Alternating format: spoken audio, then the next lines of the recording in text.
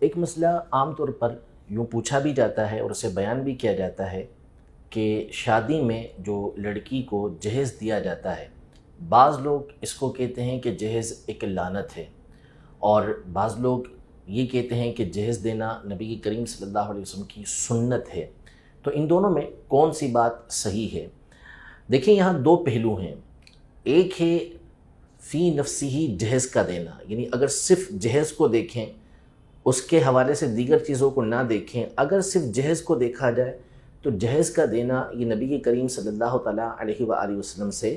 ثابت ہے۔ تو اس اعتبار سے تو کوئی بھی مسلمان جہیز کو لعنت نہیں کہہ سکتا کہ خود نبی کریم صلی اللہ تعالیٰ علیہ وآلہ وسلم نے جب اپنی شہزادی کو جہیز دیا تو نعوذ باللہ کسی مسلمان کے اندر یہ جرأت کیسے ہو سکتی ہے کہ وہ اس کو لعنت کہے۔ لیکن جن لوگوں نے یا جن اہل علم حضرات نے اس کو لعنت کہا ہے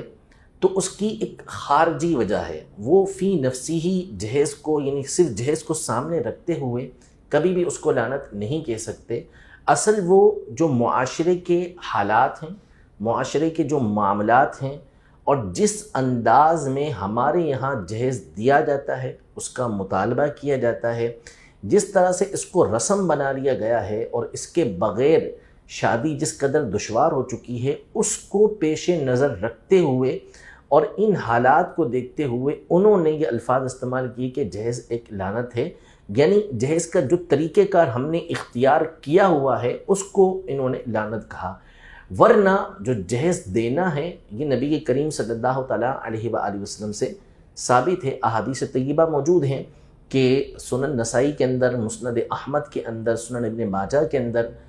حضرت سیدنا علی المرتضیٰ کرم اللہ تعالی وجہہ الکریم کی حدیث مبارکہ ہے، جس میں آپ نے فرمایا کہ جب حضور علیہ السلام نے حضرت سیدہ فاطمہ رضی اللہ تعالی عنہا کو رخصت فرمایا تو اس میں آپ نے حضرت سیدہ فاطمہ رضی اللہ تعالی عنہا جو بھیجا، جہیز دے کر بھیجا، اس میں ایک کمبل موجود تھا، اس میں ایک مشکیزہ موجود تھا، اس میں ایک چمڑے کا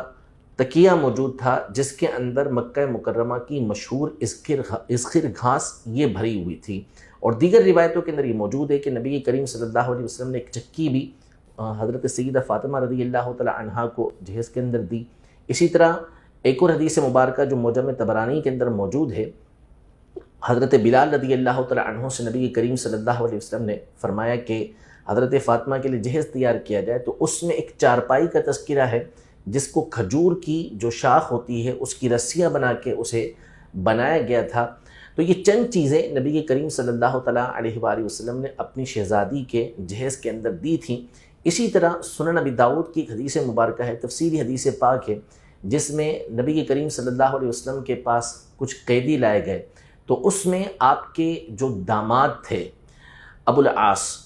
وہ اس وقت تک ایمان لے کر نہیں آئے تھے، تو وہ بھی قیدی بن کر آئے۔ تو آپ کی شہزادی حضرت سیدہ زینب رضی اللہ تعالی عنہا جو مومن ہو چکی تھیں، جو مسلمان تھیں، انہوں نے مکہ مکرمہ سے اپنا ایک ہار یہ فدیے کے اندر بھیجا کہ یہ لے کر ان کو چھوڑ دیا جائے۔ حضور علیہ السلام نے اس ہار کو دیکھا تو آپ اس کو دیکھ کر رو پڑے کہ یہ حضرت خدیجہ رضی اللہ تعالی عنہا کا ہار تھا جو انہوں نے حضرت زینب رضی اللہ تعالی عنہا کو، ان کی شہزادی کو، نبی کریم صلی اللہ علیہ وسلم کی بیٹی کو دیا تھا۔ تو پھر اس کے بعد واقعہ ہے کہ صحابہ کرام علیہ رضوان نے نبی کریم صلی اللہ علیہ وسلم کے فرمانے پر ان کے جو شوہر تھے ان کو چھوڑ دیا، اور بدلے میں انہوں نے حضرت زینب رضی اللہ تعالی عنہا کو مکہ مکرمہ سے مدینہ منورہ بھیج دیا۔ بعد میں خود بھی ایمان لے کر آ گئے تھے اور ایمان پر یہ ثابت قدم رہے۔ تو یہ جو ہار تھا، یہ ہار وہ تھا کہ جو حضرت خدیجہ رضی اللہ تعالی عنہا نے زینب رضی اللہ تعالی عنہا کا جس وقت نکاح ہوا تھا اس وقت اسے جہیز کے اندر دیا تھا۔ تو اس طرح کی اور روایتیں موجود ہیں جس سے معلوم ہوتا ہے کہ نبی کریم صلی اللہ علیہ وسلم نے اپنی ان شہزادیوں کو، دونوں شہزادیوں کو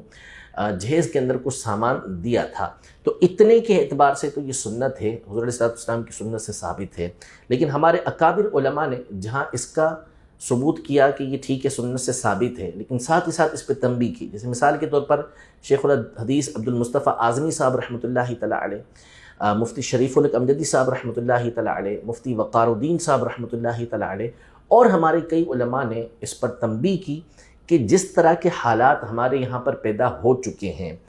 اور مطالبے جو کیے جاتے ہیں کہ نکاح کے وقت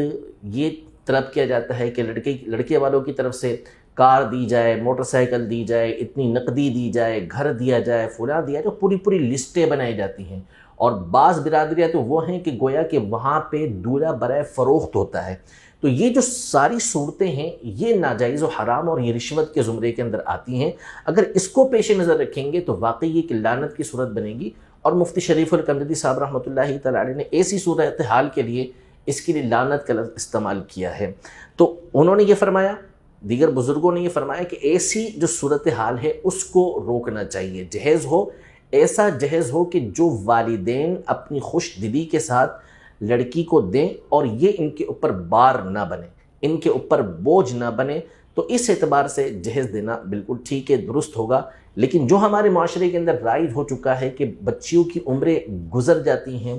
اور بعض اوقات خودکشیاں یہ والد کر لیتا ہے، ساری زندگی اس کی اسی معاملے کے اندر گزر جاتی ہے کہ میری اتنی بچیاں ہیں اور میں نے ہر ایک کے لیے اتنا جہیز تیار کرنا ہے.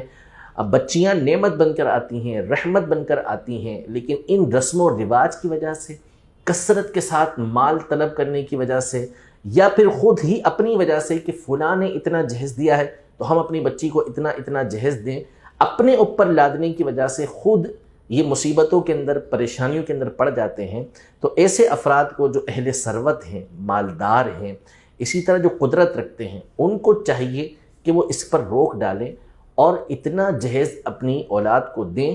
کہ جس کے ذریعے سے دوسروں کے اوپر یہ بار نہ بنے کہ ریس لگتی ہے، یا پھر سامنے والوں کی طرف سے، لڑکے والوں کی طرف سے مطالبہ کیا جاتا ہے جس سے دوسروں کے لیے مشکل ہو جاتی ہے. ان کا مطالبہ کرنا یہ ناجائز و حرام ہے.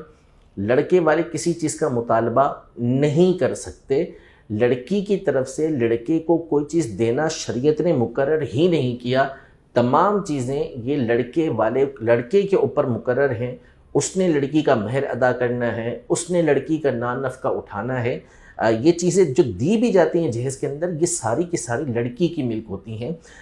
اسی طرح بعض اوقات یہ ہوتا ہے کہ اگر وہ سامان لے کر زیادہ نہیں آئی لڑکی تو ساس کی طرف سے، نندوں کی طرف سے، یہ خاندان والوں کی طرف سے طرح کے تانے دیے جاتے ہیں، تان و تشنیع کی جاتی ہے، جس کی وجہ سے گھر کے ماحول بھی خراب ہوتے ہیں اور بعض اوقات بہت برے اس کے نتائج نکلتے ہیں. ان چیزوں کو جب پیش نظر رکھا جائے گا تو واقعی یہ کہا جائے گا کہ جہیز ایک لعنت ہے. ورنہ اگر خوش دلی کے ساتھ اتنا دیا جائے کہ جس سے کسی پر بوجھ نہ پڑے تو یہ نبی کریم صلی اللہ تعالیٰ علیہ وآلہ وسلم سے ثابت ہے. اللہ تبارک و تعالیٰ ہم سب کو نبی کریم صلی اللہ تعالیٰ علیہ وسلم کی سنتوں پر صحیح طریقے سے عمل پیرا ہونے کی توفیق عطا فرمائے. آمین بجاہ النبی الامین صلی اللہ تعالیٰ علیہ وآلہ وسلم.